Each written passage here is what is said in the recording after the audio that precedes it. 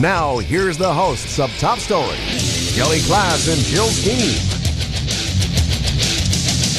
Good morning and welcome to Top Story, 7360300, always the number to call. And good morning, Jill. Good morning, Kelly. Here we are, a brand new week. Wow. In December. This is what officially kind of, I guess, the second week of December. I would officially say it is the second. Yeah. It's the second. December's second really... Monday. December's really taking a long time. I don't know. I have to say.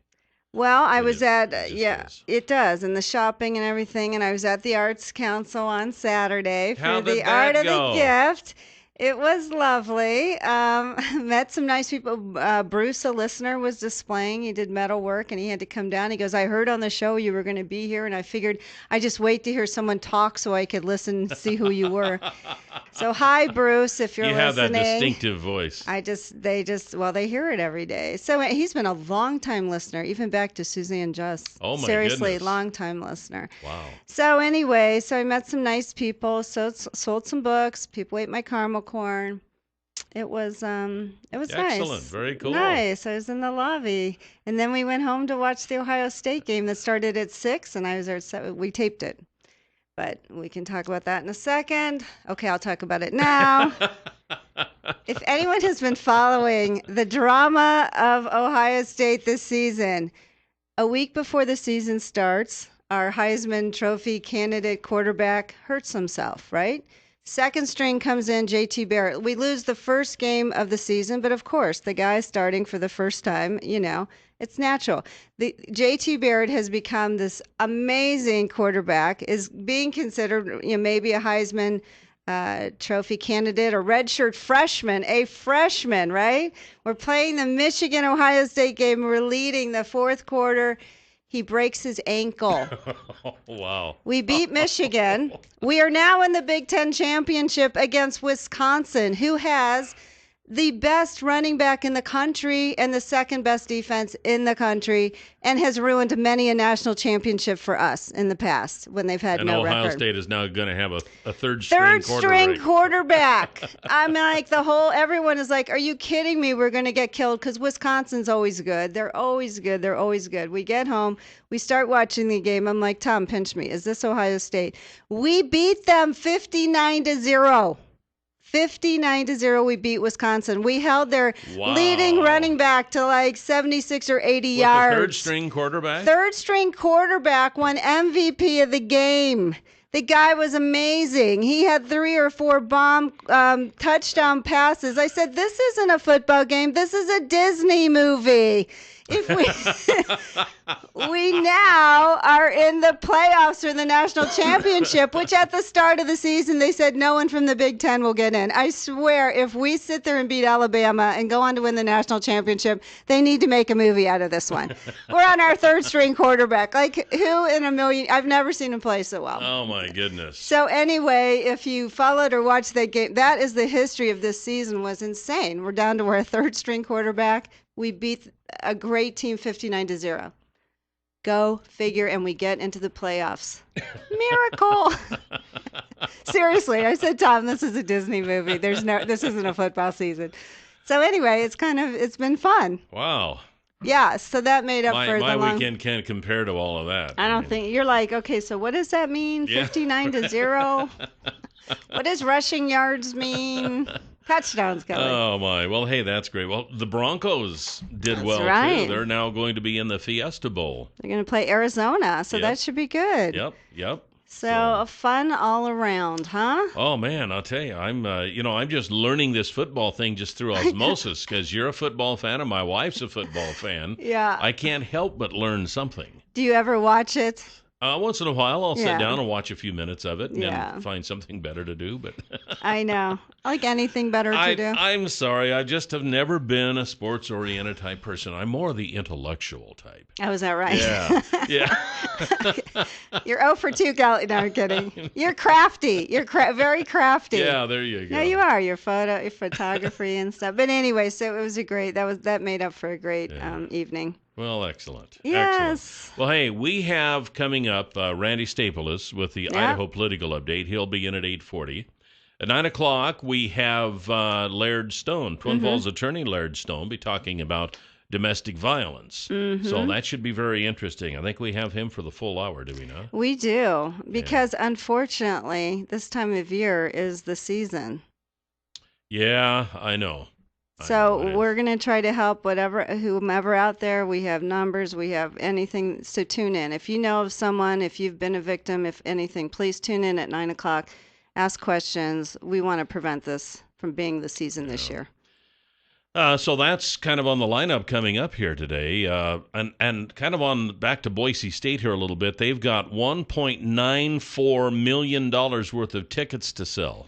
They have for the to Fiesta sell. Bowl. That's right. Now, what happens if they sell $1.93 million worth? Does that cut them down a lot, or is it on a graduated scale? I'm not sure. And the reason you say that is because it's in order to get its full payout from the Fiesta Bowl. Right. So, and the full payout is, what was it, $6 million? Something like that, yeah. Yeah. $2 million for expenses, which they're going to get anyway. Mm-hmm. $4 million for an appearance. So it's $6 million altogether. So they're going to get the $2 million no matter. Yeah. It's the $4 million, I guess, that would. So if you're planning to go to the game, you should plan to go to the game because they need your help and they need to. Yeah. And student tickets are $57. Upper deck seats are $75. Tickets in sections, lower level, upper level, $162 a ticket. Holy cow. Parking can be purchased for $31. And then you have to get to, you have to get there. You have to get there as well. Whether you drive or fly. Mm-hmm. So it could be an expensive proposition for 3 hours of entertainment. Mm-hmm. It better be darn good entertainment. They better win. Yeah, exactly. That's all you can say is I'm they still better back win. in the days, when you paid $2 to get in to see the high school football game. And did you ever pay those $2, KLIXcast, to see a game? I think probably once or twice, maybe. Did you go to games in high school, or are Not you too really. busy working? I worked. I I worked in know. the evenings. I worked during every game. You were the voice of the Magic Valley. I was back at the other end when our sports director was out doing the games on the air. So I was getting them on the air, see. Yeah. So I have a good reason. All right? Well, maybe that's why you weren't a sports fan, because you never really got to go to the games. That might be. I was you didn't always have fun. Whenever a game came up, that always meant work for me. Oh, so there you golly. go. Anyway, so okay, enough about sports. Now enough about you. Now it's on to real stuff. It's never enough about you. Typhoon Hagapit, I guess I don't know how they pronounce that in the Philippines, weakened to a tropical storm as it churned close to the Philippine capital on today, after killing 27 people on the eastern island of Samar Island, where it flattened homes, toppled trees, and cut power and communications. I was just looking at this story, and in a town of 67,000, which would be kind of sort of comparable to Twin Falls, it'd be just a little bit bigger than we are right now, 2,500 homes were knocked down. Can you imagine 2,500 homes, and just to make... to equalize for the size, even 2,000 homes in Twin Falls being knocked down by a windstorm. Say like 100 homes, but 2,500, that's just, that's outrageous. I know. So, wow. I know. Prayers it's just to the people of the amazing Philippines. how people survive and then go on and continue. And they only actually would have 27 dead. That's amazing, too. Yeah, it is. It is, actually. I mean, to lose that many homes and that strong of a force, and thank goodness only 27.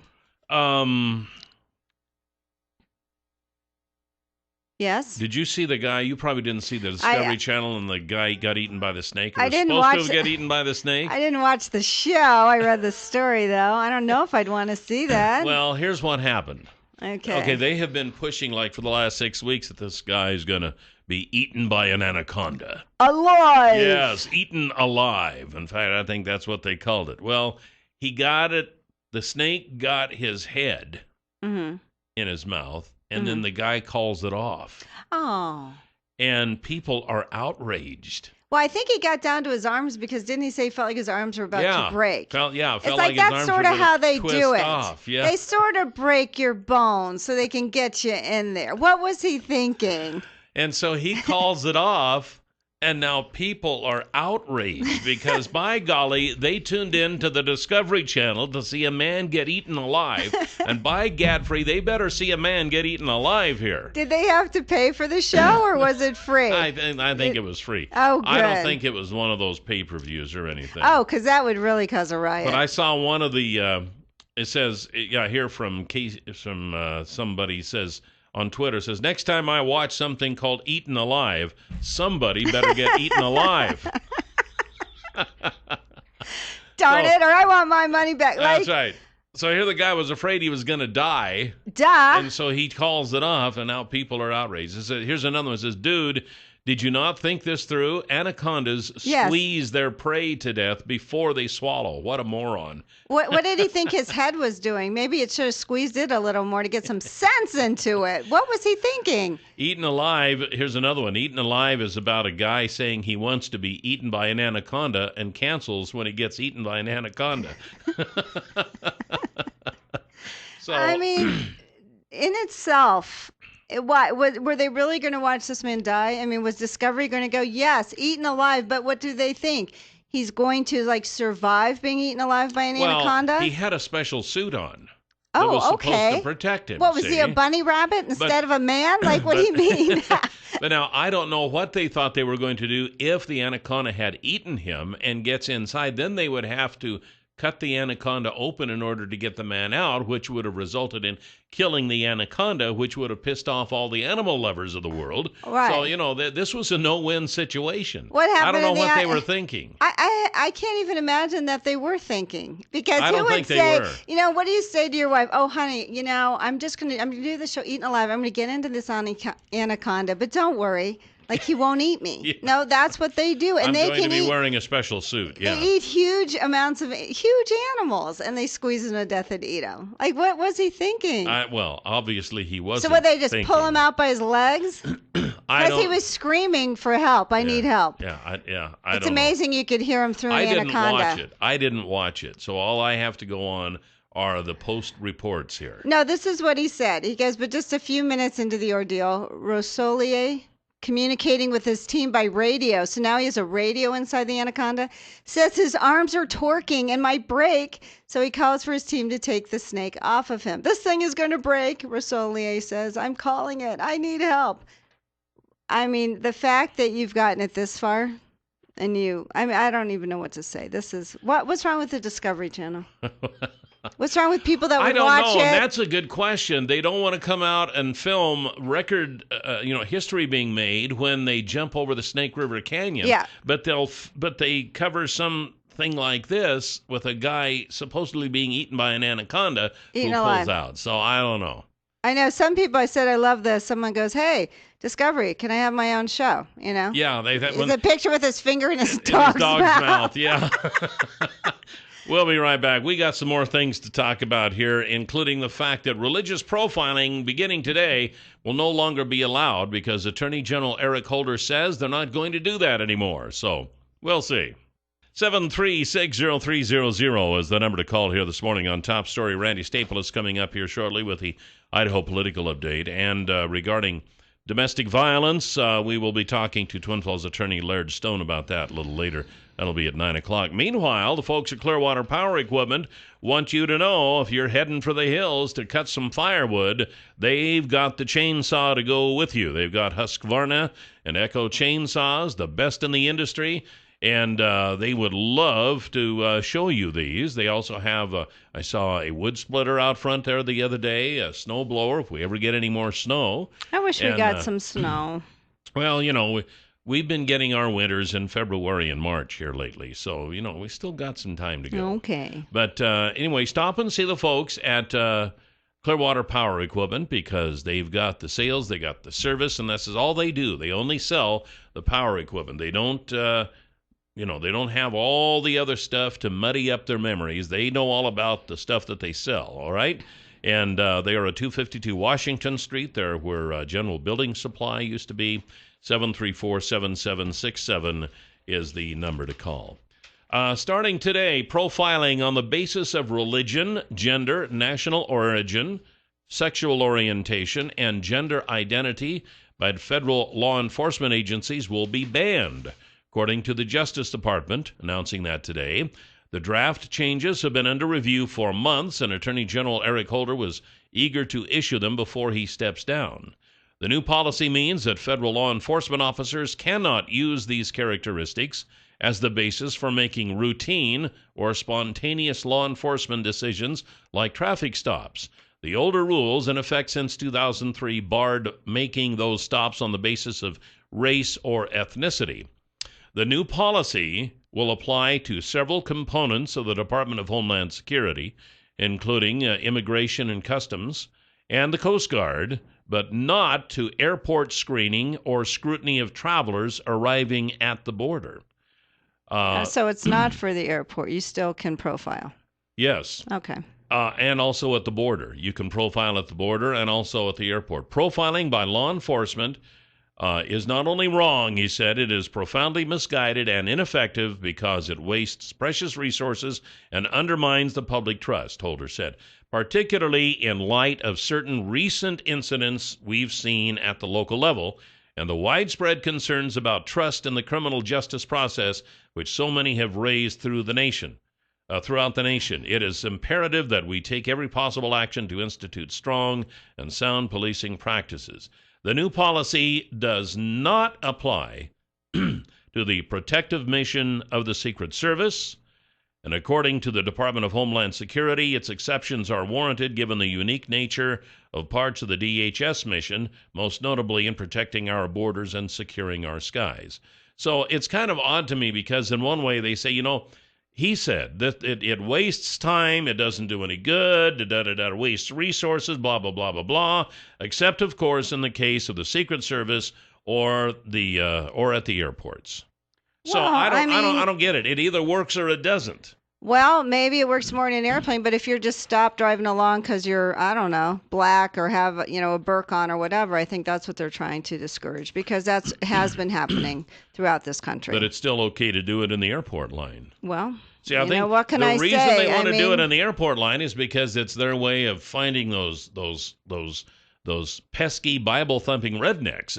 So they're still going to be able to get them out of the airport How do you line. look at someone and know that? But if you look at someone and you see they're from the Far East or they're wearing this or that, they're probably like, maybe I'll check them out. They're from a country that might be wanting to bomb us. I don't know how you look at someone and know if they're a Christian or whatever, or a redneck, or I don't know. What would determine looking at someone and if they're a redneck?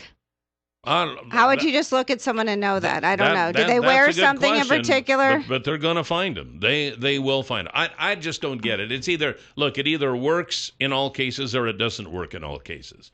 So how can you sit there and he carries on here? It's been profoundly misguided. It's ineffective. It wastes precious resources, undermines the public trust, but we're still going to do it at the border and we're still going to do it in the airport. So apparently it's not as bad as he indicates that it is. See, it's one way or the other. It's either bad and it doesn't work, or it's good and it works. Or you waste a lot of resources when you just stop someone because I don't know. Oh, you're Hispanic, we'll stop you. Oh, you're black, we'll stop you. Oh, you're a Muslim, we'll stop you. Hello, have a reason to stop them. No, I'm just saying. That's what they're talking about, okay, profiling. but they can. I understand that. I don't know what profiling is. So, they do waste a lot of resources resources for just stopping people while driving black. But they can still do it in the airports and still do it on the borders. Well, there's so a lot works there. Well, there's a lot of consequences. If, say, you don't stop someone or you're afraid to stop someone based on that, and then they go and blow up your plane, then you get problems. I mean, you know what? In Israel and in New York, when you get on the Israeli flights, they go through every person, an Israeli soldier with their Uzi right there, and they ask you questions face to face through the line. Do Israelis profile in Israel? I don't know if they profile in Israel, but they sit there and they worry about anyone getting on a plane. They've never had a hijacking ever, knock on wood. They go to every single person. Well, it just seems we don't have the manpower or time to do that in the airport. When I read this, I thought, this is funny because he spends all this time telling how it's just a waste of time. In normal life. But yet it seems to work at the borders and in the airports, so I don't know. I would think you'd be happy they were doing it at the border and at the airport. We'll be right back. 7360300 is the number to call here this morning on Top Story. Welcome back. And the folks at Stanley and Company want you to know they have the low and honey loader, and you've heard us talking about this quite a bit. The bottom line is if you have a manure problem on your operation and you need to fix it, you can with a low and honey loader, and you can see one in operation by calling Pat Hartzell. He can fix you up to go to one of these feedlots or dairies where they're working it. And if you decide you want one, Pat's the guy to talk to. He can set you up so you can see one in operation, and he also has some contracts in his pickup. So his number is 280-1167. That's 280-1167 with Pat Hartzell and Stanley and Company. Okay, so we had a raid during the weekend. Lawmakers from both parties are defending the Obama administration's attempt to rescue American journalist Luke Sommers early Sunday morning, even though the dangerous mission did not result in saving Sommers' life. It was an unfortunate outcome. House Intelligence Committee Chairman Mike Rogers, a Republican, told Candy Crowley on CNN's State of the Union, but he says he did believe that we have to make those kinds of decisions. So apparently the raid sadly also resulted in the death of a second hostage who was to be released Sunday. I think it was a South African teacher. Yes. He was, it's tragic. South African Pierre Corky, a teacher who was reportedly set to be released on Sunday, were both fatally shot in the compound by terrorists as the secret mission unfolded. Some critics have argued in light of recent hostage killings, the administration should reconsider its policy not to negotiate ransoms with terrorist organizations. Can you imagine? I am sorry. If we start paying ransoms, how many Americans are going to be kidnapped? And are you kidding me? And I know folks are going to say, well, we paid a ransom with other prisoners for the exchange of Bo Bergdahl and such. But, when you just start writing out a check for some of these. And that's how they make their money. I know. I understand. And so what do you guys think? Should we have gone in? Should we not have? We'll just throw that out there as we're talking. 7360300 is the number to call. Should we have gone in or should we not have? I'm going on record as saying, you know what? I think it was worth a try. Not all of those missions. I think we have a pretty darn good record of those missions working. I think a lot of them go on when we don't even hear anything about them. Oh, yeah. But once in a while, things are going to happen. Apparently, one of the hostage takers went out to relieve himself, apparently, and saw what was going on, and that's how that it. You can't predict that kind of stuff. No. So. It was after midnight. It was a full moon. Yeah. And what can you do? And if they would have gotten them, then everyone would have been like, great. Right. House Intelligence Committee Chairman Mike Rogers says when you pay ransom, you get more kidnappings. That's certainly what we saw across Africa. Right. We're certainly seeing it in Yemen as well, Rogers said. If we're going to be extorted into paying ransom to Al-Qaeda so that they can rape women and blow up buildings and kill civilians, men, women, and children, that's a pretty bad plan to start with. 7360300. Top story, you're on the air. Good morning. Good morning. What do you think? Good morning, Kelly and Jill. Good morning. Yes, we absolutely should attempt to rescue them, and no, we absolutely should not negotiate. Yeah, I agree. Agreed. I agree. I think once in a while you're going to have something, like I said, that it just doesn't work out the way it was planned, but you got to keep trying. That's why you have plans. I mean, really, nothing's guaranteed. Nothing is. Even Osama bin Laden, I mean, their helicopter, got damaged. That thing could have been a disaster. They didn't know he was there 100%. I mean, they had an inkling, but you know what? And unfortunately, this journalist was going to be killed in like the next few days anyway. So you could have gotten him out. Especially when you work. We know these people are going to die. Yeah.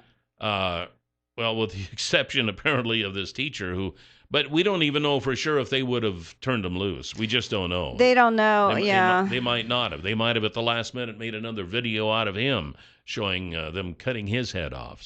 And they took out, 6 or 7 people. Who knows? And maybe it'll make them think twice, or maybe they... we'll say, hey, they're on to us. Maybe they are going to start coming in. Maybe it'll be something, they've gotten away with it pretty carte blanche for a while. So maybe they're like, well, you know what? Maybe they're not going to let us do this anymore. Yeah. It's just, it's a dirty game when you're playing this game with with these radical wackos. I mean, that's what they are. They're just wackos. I don't know if the sun has damaged their brain or what has happened, but No, it's just an extreme wackos. ideology that they have interpreted things to control people, to do whatever. I mean, it's not religion. It's not a religion. It's just, it's like another crazy dictator. We have how many in the world? There's so many. They use religion to As an justify their excuse. methods. Yeah, but, this isn't but it's religion. certainly not a religion, and it's too bad. But you know what? They've been around forever, and they will be around forever. And it's just something that we're going to have to contend with. And paying ransom is not the way to contend. No, I feel terrible for the family. Yeah, me too. We have Randy Staples up next here on Top Story.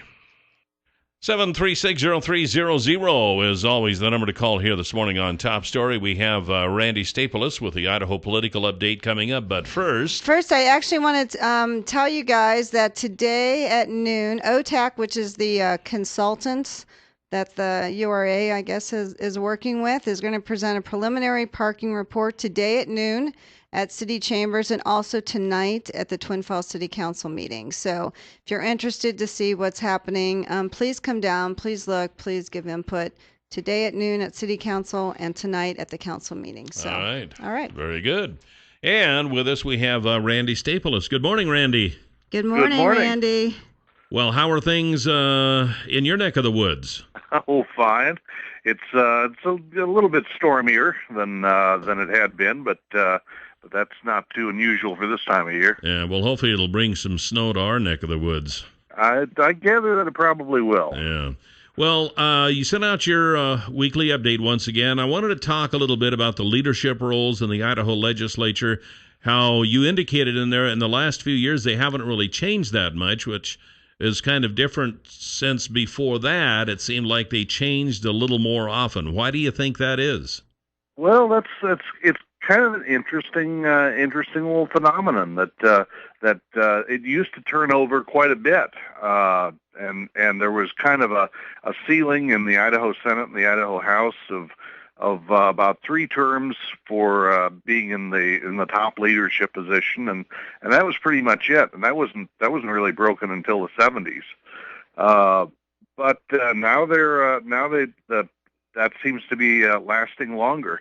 The number of terms that legislators serve doesn't seem to be increasing all that much. There's a fair amount of turnover there, but for whatever reason, and I'm not sure what all the reasons are, legislators seem to be staying in position in the top position, Senate Pro Tem, and on the Senate side.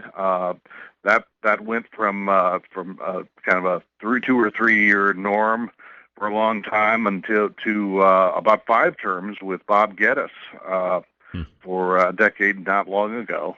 And Bruce Newcomb from the Magic Valley was kind of broke a record for longevity with Speaker of the House.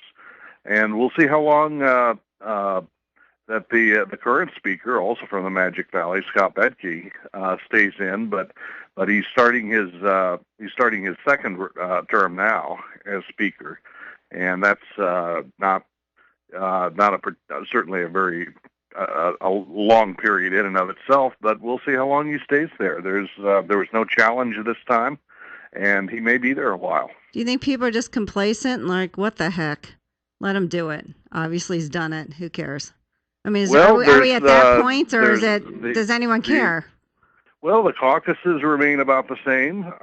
Once they elect somebody, there seems to be a certain amount of inertia in that sense.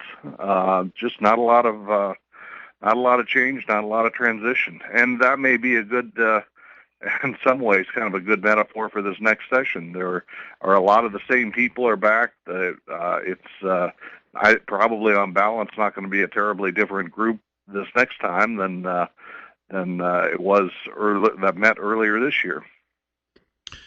I hate to keep picking on Sherry Ibarra, but it seems like...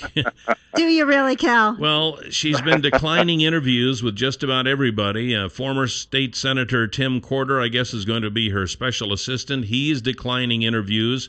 And I was just, after reading about all of that, I was wondering, has she started working yet with Tom Luna? I know she was going to start going in and kind of learning the ropes and everything? Or has she started doing that, or does anybody know? I've seen some reports that say that yes, she has started to do that, and she has actually quietly started to meet with some other organizations that are around the state. There are a group of kind of stakeholder organizations that have been around for a long time. The IEA, Idaho Education Association, the Teachers Union is one of them, but there's also the Superintendent's Organization, the School Board Association, and a number of others that are all part of the structure of how you make change in education or how you just administer education in Idaho. It's kind of a complex machine that you need to have some kind of a handle on. And I guess there's some real question of how much of an understanding she has of how all that works. It's a fairly technical and complex system. Yeah. And it doesn't really have too much to do directly with teaching in the classroom. I guess for the so it's been really interesting that she has not spoken out publicly at all, but she apparently has been in touch with some of these groups. Is Tim Corder? Does he? I wasn't around when he was in the Senate, but does he have a background in education? Why would she pick him? Does he have any experience in that? Not really much of a background in education, from my recollection. He's a small businessman. He was regarded as a fairly moderate legislator from Mountain Home. He served I believe one term, and then was defeated in a primary by Burt Brackett, who is more from the Twin Falls area. And it will be interesting to see how that emerges. He has a little bit of legislative experience, which is more than she or any other named advisors to this point have. Whether that's going to be enough, I don't know.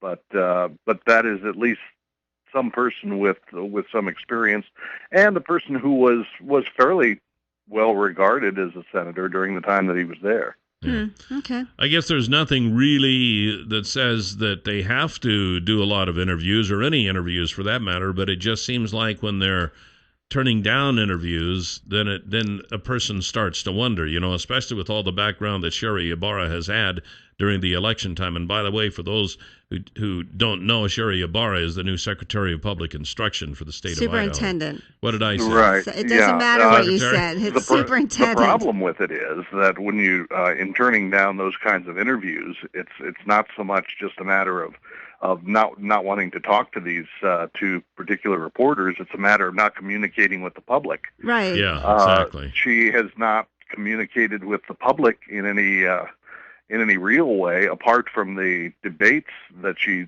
did have with her opponent. Really much at all. We really have very little idea of what it is as a practical matter that she plans to do at this point. And we didn't either during the election. It's kind of a mystery. But Randy, we didn't know much really during the election as well, and she still wins. But I mean, she has to be living under a rock to think that the public is not concerned about her. And it would seem to me that just based on that fact, you would do more interviews to try to assure people what you're doing, unless she doesn't know what she's doing, which... Whatever. There's not a lot of reassurance going on No, here. there isn't. And I think you're right. I think there are a lot of people who are wondering what is going to happen now. What are her plans? Does she have any plans? Does she have an understanding of what lies ahead? There were people who have, in the education process, who made the point that anyone who goes into this office for the first time will have a learning curve when they go in. Right. But some may have higher learning curves than others, and I suspect hers will be rather steep for a while. Yeah. And plus the staff. Is she keeping the staff? I don't think they know either, do they? That's not clearly stated. I thought I saw one report indicating that she was planning to keep the staff, but the most recent that I saw toward the end of last week said that she hasn't spoken to it. Okay, great. Well, time will tell, I guess. Time will tell. Yeah, kind of on that same line, early on we heard a lot of opposition to Common Core. And there's still some opposition out there, I know, and you hear about it every once in a while, but not nearly like it was when it first started. Is the resistance, is the opposition to Common Core in the state kind of dropping, or are people kind of going back and regathering? And what can they do, those who are opposed to it, what can they do to stop it? Because it's getting pretty well entrenched in Idaho's education system. It seems to be, for the moment at least, it seems to be becoming entrenched. I suspect that it will roar back up to some extent in the legislature this next time around. But a good deal of it probably is kind of getting locked into place, at least for a time being. But we've seen a lot of these kinds of things come and go over a period of years. They may they come in, they seem to get put in place. Maybe last 2 or 3 years, and then something else comes along. So it's a little bit hard to tell for sure whether there's going to be staying power, and if the opposition to it persists, there will probably be some changes as we go. Randy, do we know what kind of what's the focus is going to be by the legislature? I know a lot of times ALEC is quite influential, and what laws are going to be coming out. Do you have any idea what's coming out or what they're going to focus on? Is there going to be a transvaginal ultrasound bill again this year? I think that a number of things that you saw in the last couple of sessions probably will be back. I don't know whether that one specifically will be back or not, just because there may have been some feeling that they've gotten burned on that in various places when that's come up. But who knows? This is a legislature that will be a whole lot like the last couple, and for legislators who did not get their legislation through in the last couple of terms, and there were any number of proposals that came up that never went anywhere. They may very well be back, and I can easily imagine this next session looking a whole lot like the last one. The legislature has taken a lot of criticism in the last couple of years about the amount of money that they are not allocating toward education. Do you think that they're going to rethink that this year? They may up it a little bit. I think they upped it a little bit in the last session. They with the economy coming back a little bit more, they may take this as an opportunity to increase it a little bit more. I suspect that Governor Otter will probably do that. He did a bit of that in his budget proposal last time around, and I suspect that there will be some of that this time. I sure wouldn't look for anything dramatic, though. There is such a strong feeling in the governor's office and in the legislature to keep budgets down, to keep taxes down, that I sure wouldn't look for anything very dramatic or reaching back very much toward getting a lot of that spending back to the levels that it was at in 06-07. Randy, there was a rumor during the election, and maybe, I don't know if it's still persisting, about whether Governor Otter is planning not to have his full term and that he will turn over the governorship to Brad Little. Are you hearing anything like that? It's been floating around. It floated around to an extent during the campaign, and even before that, it's come up here and there. And I think there's been the feeling that with Otter and Little being good friends, and with Otter having appointed Little to a job that hasn't really been a big job up until this point, that maybe there's been sort of an understanding that at some point or another Little will be able to get into the governor's office before it's all said and done. I wouldn't expect anything to happen real quick, because it won't look so obvious. I think it'd be a little bit further on in the term. Yeah, because he has been doing more days for the governor each year. He's done more and more days. So he seems to have done. Yes, statistically, he's been in fact the governor more and more.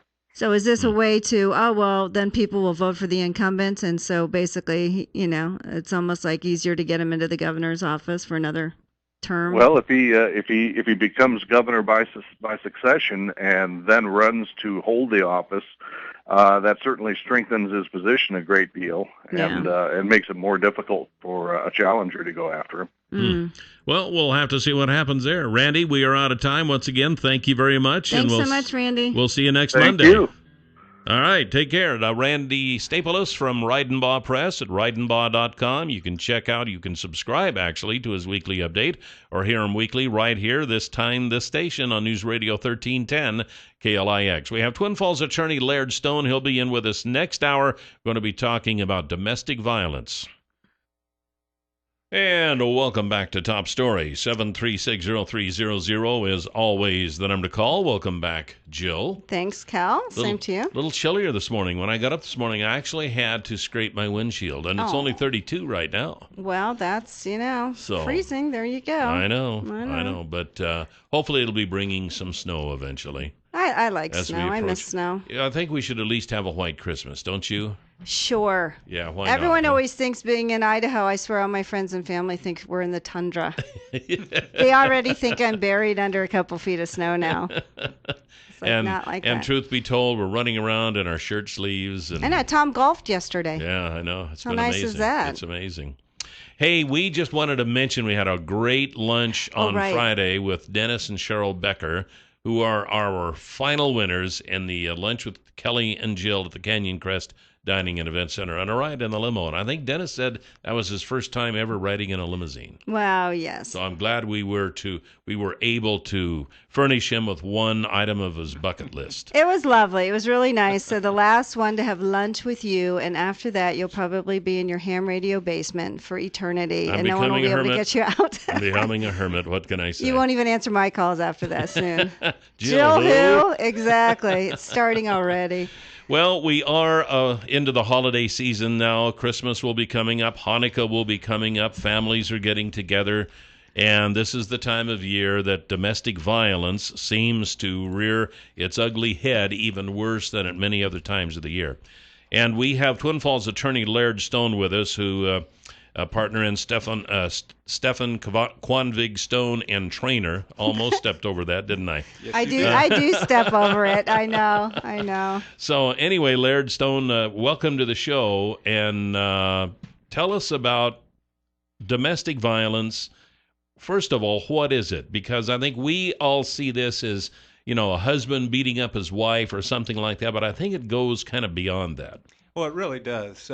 Domestic violence can be any type of abusive behavior. It's a pattern in a relationship where one individual is trying to get control over the other individual, and they try and maintain power over everything that they do, and then it just gradually builds over time. So it can be in any type of relationship, husband, wife, with children, with elder individuals, and even with close friends. And you say it can also be start with name calling, or it could just be name calling. I mean, it doesn't have to be physical, does it? No, it doesn't. It really comes from one individual trying to control another individual's actions, and that could include name calling, the belittling, the bullying type things that you see in school. Actually, you could even say one might be a form of domestic violence because they're trying to maintain control and power over somebody else. Do you think those little ones that are doing that in school will grow up to be abusers? Well, there are some statistics that show that children that come out of any type of abusive type of relationship, there's a higher likelihood that if they don't have appropriate counseling, that they will be in an abusive relationship in the future, either the abusers or the victims. What are the statistics on domestic violence? Has it gotten better? Well, it doesn't seem like it. I think that it has. The statistics that I have are a couple years old. At that time, there was about 638 victims of domestic violence a day in Idaho. It breaks down with about 1 out of 3 women on a national basis, and 1 out of 4 men in the United States have experienced some type of domestic violence. And with children, I think the percentages is actually a little bit higher. Wow, because we usually consider domestic violence as something against the woman or the female in the family. So, but when you say 1 out of 4, that's a lot higher than I thought it would be. That's amazing.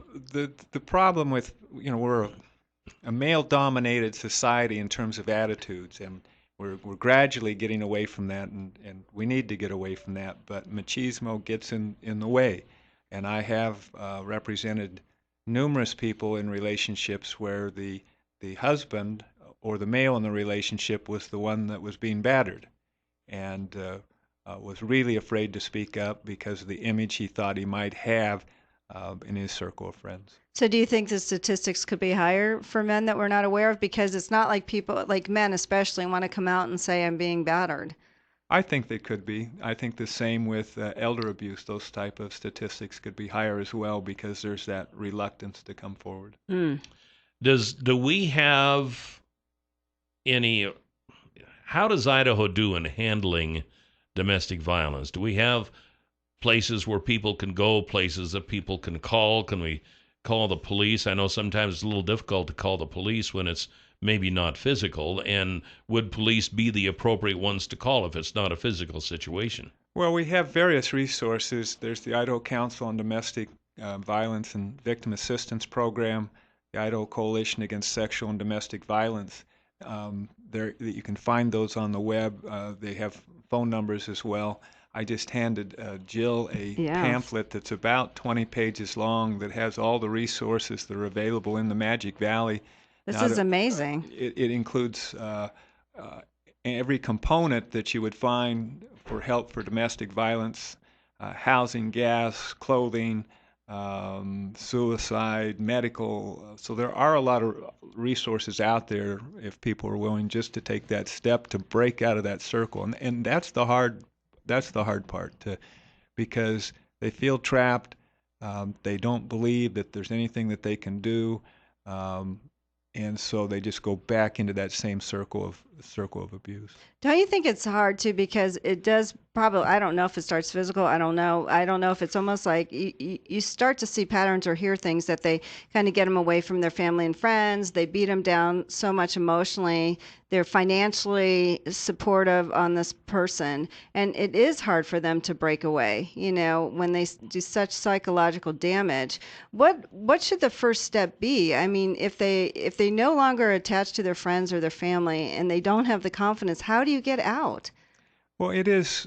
I don't think there is any just one answer. It's like fighting any type of other addiction. You've really got to want to take that first step, and it is a scary step to break out of that circle.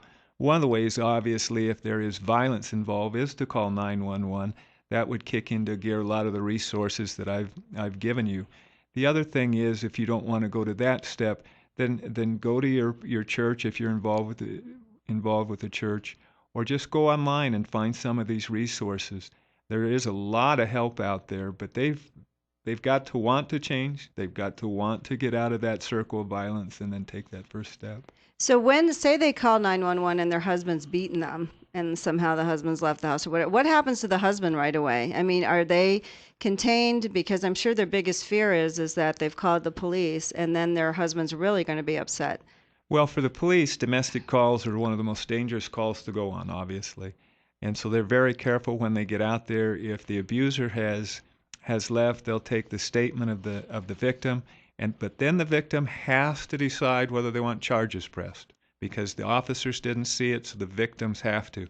And a lot of times, by that time, the victim is calmed down and almost feels like, no, I can't do anything to hurt my loved one by having them arrested, because they will apologize, and then they're back in that circle. So that's the first step. If they can get by that and file the charges, the police can then locate that individual and arrest. But then again, the victim needs to follow through and be willing to testify. A lot of times, victims will get to court and decide not to testify. Our prosecutors locally a lot of times have to subpoena that individual to make sure they're there, because they can't file the charges and then keep dismissing them, because they also have to protect the police and the other people in the public.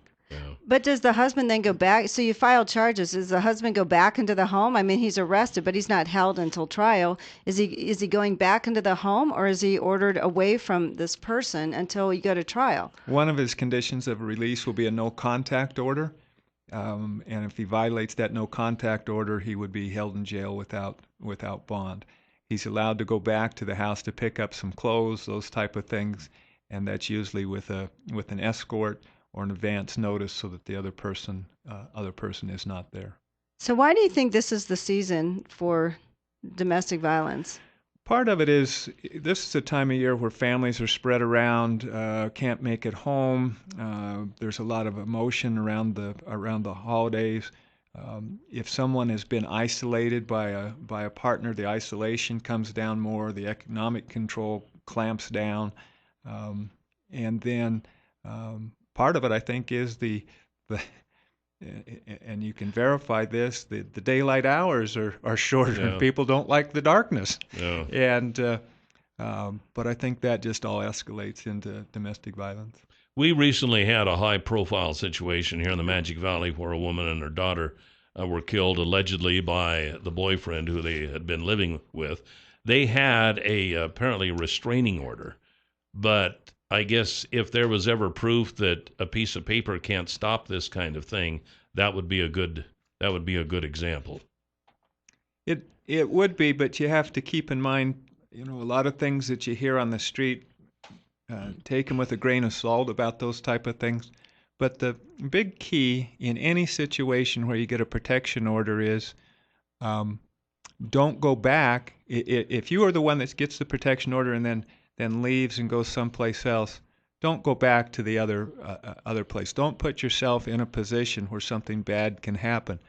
There is no piece of property worth your life. I don't care whether that's your dog, your car, whatever. There's just no piece of property worth your life. If you're going to take that first step and get the protection order, continue to protect yourself and stay out of the danger zones. So should they have not come? I mean, when you say if it's your house, do you think it's wise basically to leave your house, to go to family and friends, to really uproot your life because they could come back to the home? No, if not necessarily. If it's your home and you're safe there, you get your protection order. You make sure that your neighbors know about the protection order, because let's say you leave the home and you go to work, and the person that is not supposed to be there comes back, and the neighbors don't know, they're not going to call. Enlist the help of the people around you so you have that protective circle. So, but a number of times when people get protective orders, they will find another place to live rather than try and get rid of the first person. Oh, I see. Don't worry. I'm sorry. Shiny object. My phone was ringing over here, and it kind of took my. Now I lost my train of thought. But at any rate, I guess I will reiterate this. We're talking to Twin Falls attorney Laird Stone. We're talking about domestic violence. This seems to be the season where it kind of comes back to haunt us even more than during other parts of the year. So what kind of treatment can get? Is that available? Is it effective? We'll be talking about some of these things. Also, if you have any questions or comments, now's the time. 736-0300 here on Top Story. 736-0300 is the number to call here this morning on Top Story. Welcome back. And Friday's $100 instant winning name in the word of the day, brought to you by the Happy Landing Restaurant. And if you haven't eaten at the Happy Landing Restaurant ever, do this. Go to the Happy Landing Restaurant at the Twin Falls Airport. Tell them that you heard about it from Kelly and Jill. Purchase a drink or a meal, and they will give you a free piece of homemade pie. Nice. Yes, they will. Who wouldn't like pie? I'll say. That's the Happy Landing Restaurant at the Twin Falls Airport. And Friday's $100 instant winning name is Helen Ray. Helen Ray, congratulations. And your $100 word of the day for today is tinsel. Tinsel. Tinsel. Tinsel. So go to our website at newsradio1310.com, click on word of the day, type in tinsel, Tinsel, and listen tomorrow. And if you hear your name tomorrow and you played the word today, then you'll win $100. Twin Falls attorney Laird Stone is our guest this morning on Top Story, handles a lot of domestic violence cases. Laird, is there treatment for this? And I'm pretty sure there is. How effective is it? And is it hard to get?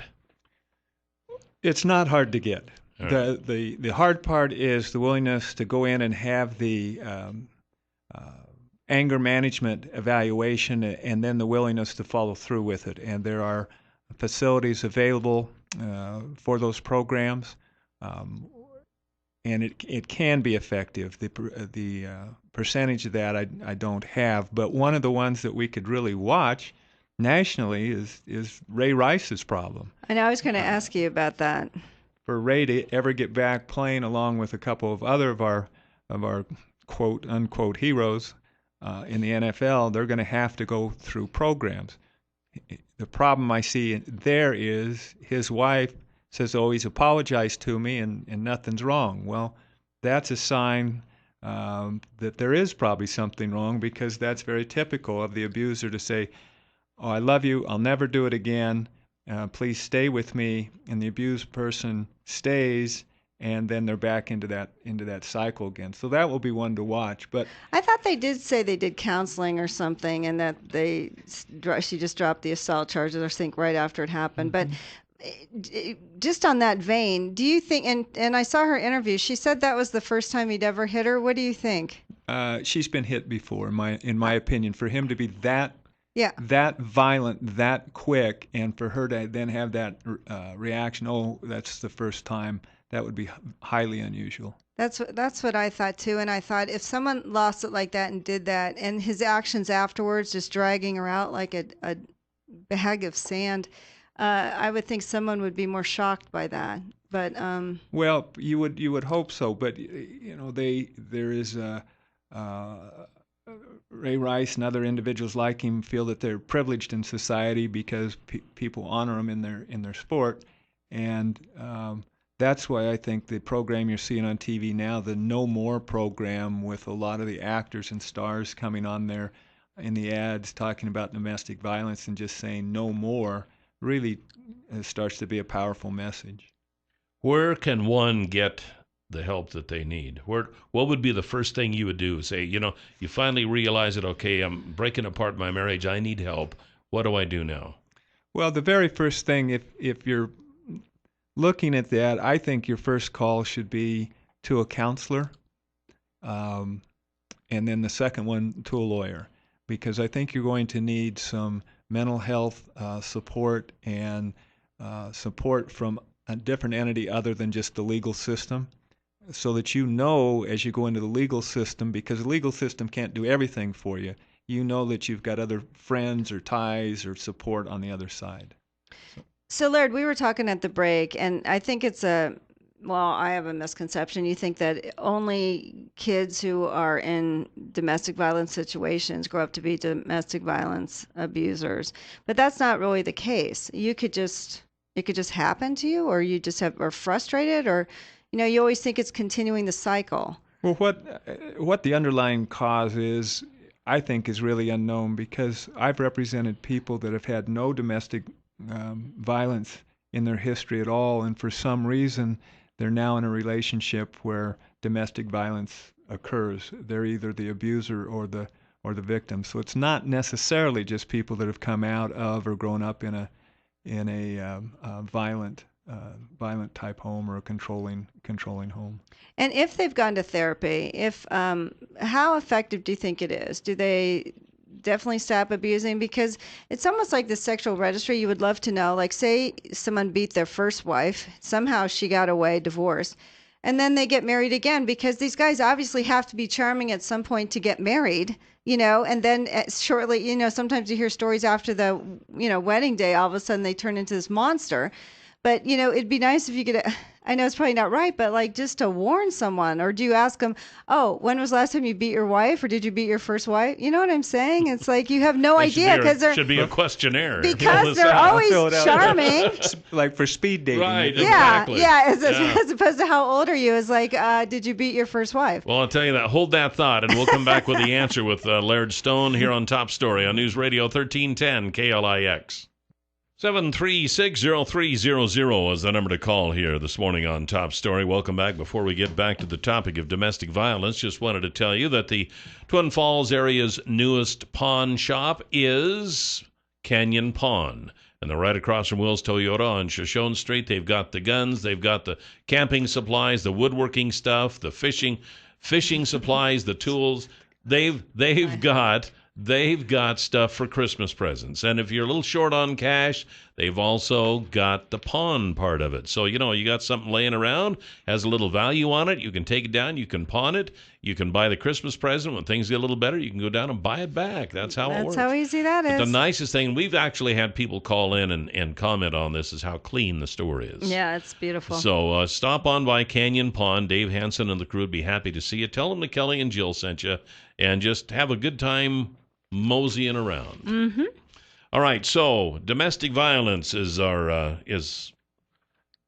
you had a question for Laird before we went to the break, so let's start there. Yeah, re-ask him that, and then we'll go from there. Yeah, the question was, when you have like sexual registries, great, someone like that. But, how do you know really when someone, say they abused their first wife, and now these guys somehow get married again? I mean, they have to be charming for how long to snag someone, and then maybe something starts up after you get married. Is there any way to know? And then you can understand why a woman might be like, well, he wasn't like this our whole courtship. Well, or a man too. Or a man, and then all of a sudden this happens. Like, are there any signs at all? Like while you're dating someone that you could look for? I mean, because they aren't going to be in a registry that he was a wife abuser. Well, some of the ones that you might look for if you've been dating for a while is if there's a tendency to blame other people for your own actions. If something goes wrong when you're out on a date, becomes disruptive, and the individual starts blaming other people, or he starts to minimize his involvement in whatever activity occurred that went sour. Those are some of the signs that there could be possible abuse. And so I think the best that you can do if you're dating, whether it's a male or female, both sides just should familiarize themselves with some of the signs and symptoms of abusive partners, and just be aware of those things. That's not an absolute, could never be an absolute, and love is taking a chance. There has to be somebody listening this morning that is thinking, for some reason our marriage just isn't right. Something isn't right. And then they hear this, and then something clicks, and thinking, that's what it is. I'm married to an abuser. Well, I can't help but think that. Well, and if they are in that situation, the crisis center of Magic Valley, 733-0100 is their phone number, and they're the key to a lot of the resources. You can make the call anonymously and get answers to your questions. If nothing else, it might at least start a dialogue to where they can bounce some questions off of somebody to maybe confirm their fears, or think that, okay, well, maybe this is just tough stuff that all married couples go through. That's correct. And there is an Idaho domestic violence 24-hour hotline, 1-800-669-3176, 1-800-669-3176. Say you call them in the middle of the night.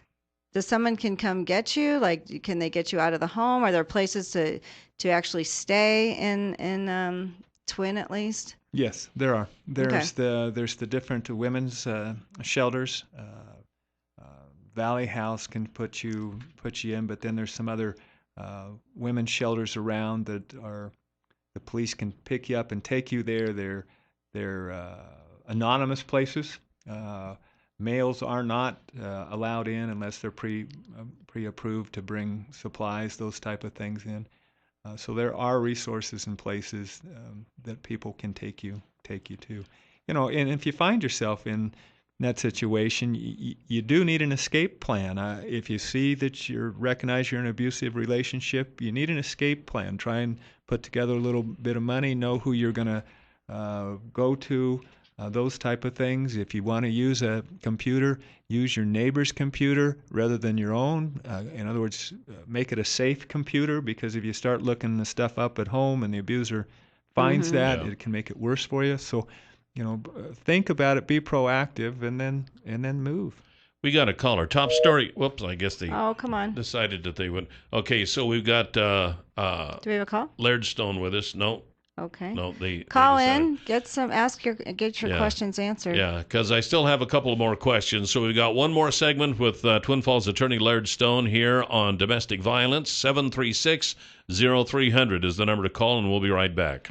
Oh. 736-0300 is the number to call here this morning on Top Story. We are talking about domestic violence as we're getting into the kind of the first part of the holiday season here, so we felt it would be appropriate. And we have Twin Falls attorney Laird Stone, who through his practice handles many domestic abuse cases. And we do have some callers. Top Story, you are on the air with Laird Stone. Good morning. Good morning.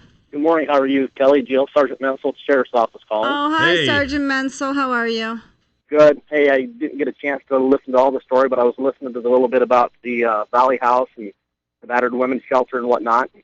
A lot of times when we get called to situations of domestic violence, perhaps there's just not enough there for us to be able to take somebody to jail. In events where the battered person feels like they're still at risk for staying in the situation, oftentimes we give those women and children a ride to some of those places so they have a safe place to go for the night. So don't ever hesitate to give us a call so that we can come help with that situation, a situation that could potentially turn into a bad deal. We'd love to, if anything, if nothing more, be able to take care of the situation for the night until cooler heads can prevail the next day or a different situation can come about to where things don't turn violent. All right. Well, Okay, great. that's Thank good to know, you. because if they have to stay behind and then arrange transportation, then Oh, gosh. it could just go from bad to worse. Yes, So, yes. well, thanks, Sarge. We appreciate that input. Thank You you. bet. All right. Talk to you soon. All right. 736-0300. Good morning. Top Story. You're on the air with Laird Stone. Hello. Good morning. Hello. Hey, good morning. Laird, can you explain the correlation or the percentage of alcohol and drug-related domestic violence and why the percentage is so high during this time of year? Thanks. Well, Because the people alcohol drink. and drug use, I think, really does increase around the holidays, obviously, because of the holiday parties and the festive atmosphere that gets promoted. And whether you are a longtime user of drugs or alcohol, it doesn't really matter. It still has the same effect. It lessens your inhibitions. You can tend to become angrier quicker. When you become angry over something and you've got a substance in your body that is controlling or has eliminated your ability to restrain that anger, you're more likely to strike out. If you are using smaller things, even the sound of crinkling wrapping paper can set people off because those restraints are a lot lower because of the use of the substances. Wow. Well, they don't call whiskey liquid courage for nothing, do they? That's very true. 736-0300. Top Story. You're on the air with Laird Stone. Good morning. Good morning. Anybody there? Yeah, I'm here. Yep. Yeah. Oh, good. Yep, You're Okay. on the air. Good morning. Okay, I wasn't sure I was next in line. Yeah, I just wanted to comment, and I'm sure this is, everyone's aware of this, but this abuse is not men beating women. I mean, there's a lot of women out there that are very abusive. I know that firsthand, and I know that she would try to entice me into even hitting her. Go ahead and hit me, you SOB. You know, I'll have you locked. I mean, she wanted to be a victim. There's some underlying things out there. I think a lot of people, unless you live through it and you go through it, there could be guys serving time because of that very type of thing. The women wanting to be victims. I mean, there's some sickos out there. Fortunately, I found one, and I was able to get away from it. Oh, good. Never laid a hand on her. That was 30 years ago, but it's still lingering in my system about just how unfortunate I was, but how lucky I was to get away from that type of individual. Yeah, I can imagine. And we did mention that it did Yeah. affect men. That was the start of But the it program. still has the stigma. Mostly when you talk about domestic violence, I think the first thing into anybody's mind is that, oh, this is men beating up on women.